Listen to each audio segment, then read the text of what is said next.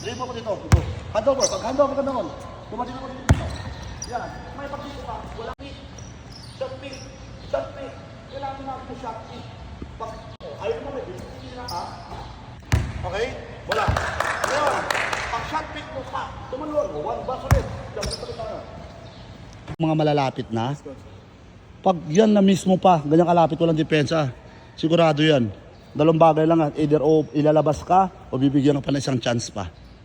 Okay? So what will you do pag mga ganyang mid-range na, malapit na masyado yan. So kailangan sure ball na tayo kaagad yan. So nakukuha natin yan sa practice lagi. Extra, tawag dyan extra practice, extra effort. Okay? Kasi sometimes, hindi mo inaasahan na may mga ganyang nangyayari sa loob ng court.